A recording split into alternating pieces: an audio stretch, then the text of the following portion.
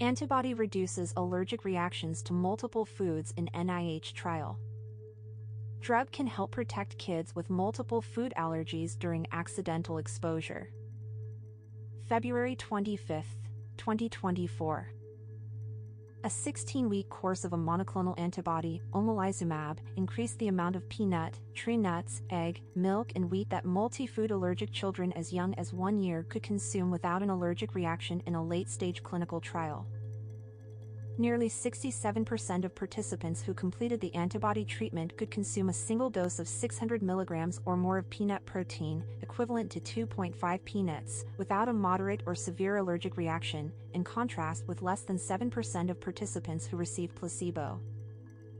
The treatment yielded similar outcomes for egg, milk, wheat, cashew, walnut and hazelnut at a threshold dose of 1,000 mg protein or more.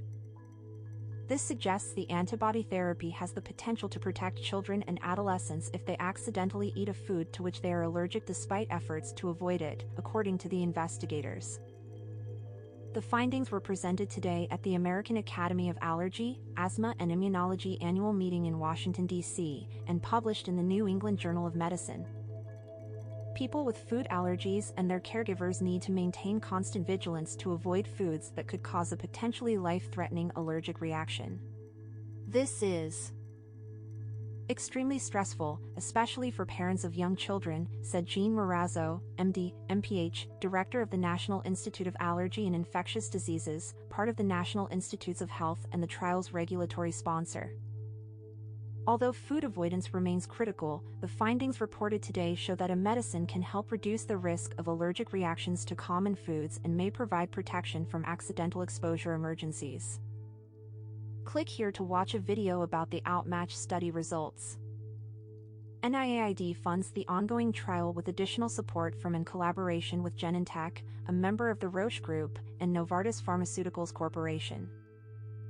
The two companies collaborate to develop and promote omalizumab, marketed as Xolair, and are supplying it for the trial. The National Center for Advancing Translational Sciences, also part of NIH, supports some of the staff, space and services used to conduct the trial. An estimated 7.6% of children in the United States, roughly 5.5 million kids, have food allergies. On February 16, 2024, the Food and Drug Administration approved omalizumab for the reduction of allergic reactions, including anaphylaxis, that may occur with an accidental exposure to one or more foods in adults and children aged 1 year and older with food allergy. The FDA approval was based on data from a planned interim analysis of the Phase 3 NIAID trial. People taking omalizumab still need to avoid foods they are allergic to. Omalizumab is not approved for the emergency treatment of allergic reactions, including anaphylaxis. Previously, the only available treatment for food allergy was oral immunotherapy, or OIT, which involves daily ingestion of a specific food allergen and gradually increasing doses up to a maintenance amount. The multi-stage trial is called omalizumab as monotherapy and as adjunct therapy to multi-allergen OIT in food-allergic children and adults, or Outmatch. The first stage of the study was designed to see if taking omalizumab increased the threshold for the amount of food that caused allergic reactions, thereby reducing the likelihood of reactions to small amounts of food allergens during accidental exposure. Omalizumab works by binding to the allergy-causing antibody called immunoglobulin E in the blood and preventing it from arming key immune cells responsible for allergic reactions. This renders these cells much less sensitive to stimulation by any allergen. The NIAID-funded Consortium for Food Allergy Research is conducting Outmatch at 10 locations across the United States. The COFAR has enrolled 177 children and adolescents ages 1 to 17 years and 3 adults ages 18 to 55 years, all with confirmed allergy to peanut and at least 2 other common foods among milk, egg, cashew, wheat, hazelnut or walnut. In the first stage of the trial, people who reacted to small amounts of food allergens during oral food challenges were assigned at random to receive injections of either omalizumab or placebo. Neither the participants nor the investigators knew which food was used in a challenge nor who was in which group. After 16 to 20 weeks of injections, the participants were challenged again in a carefully controlled setting to see if they could tolerate a greater amount of food than they did at the outset. The goal was to find out if omalizumab injections led to a statistically significant increase in the proportion of participants who could consume roughly the equivalent of 2.5 peanuts without a moderate or severe allergic reaction, up from less than half a peanut at the outset, and similarly greater quantities of milk, egg, or cashew among people allergic to those foods.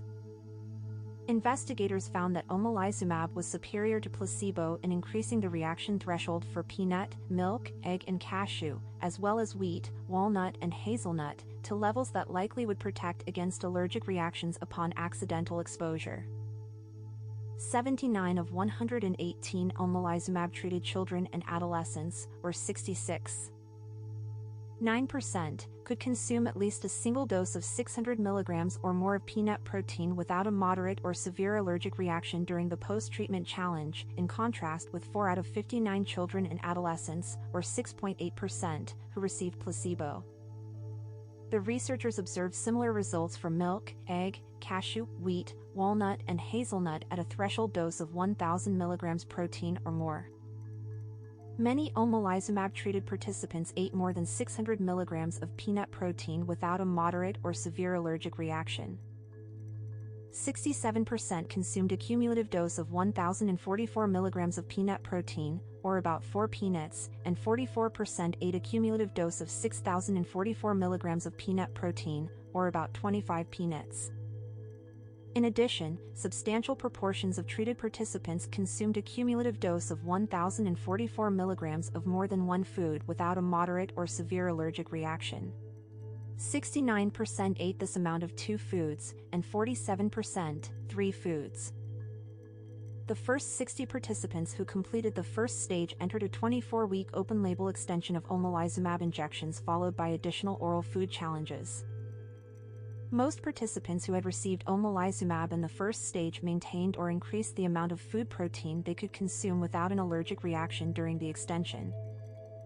Robert Wood, MD, and Sharon Chinthraja, MD, are leading the trial.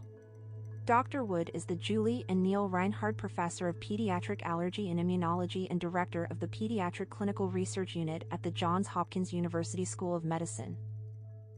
Dr. Chinthraja is an Associate Professor of Medicine and of Pediatric Allergy and Clinical Immunology at Stanford University School of Medicine.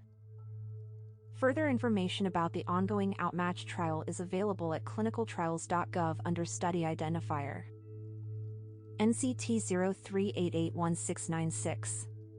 The outcomes of later stages of the trial will be published in the future.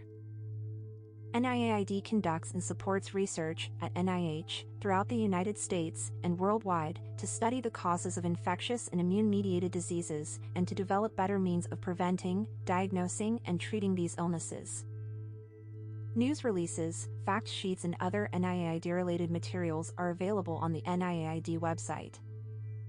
About the National Institutes of Health, NIH, the nation's medical research agency, includes 27 institutes and centers and is a component of the U.S. Department of Health and Human Services. NIH is the primary federal agency conducting and supporting basic, clinical, and translational medical research and is investigating the causes, treatments, and cures for both common and rare diseases. For more information about NIH and its programs, visit Reference, R.A. Wood, et al. Omalizumab for the treatment of multiple food allergy. The New England Journal of Medicine DOI, 10.1056 NEJ MOA 2312382. Content last reviewed on February 22, 2024.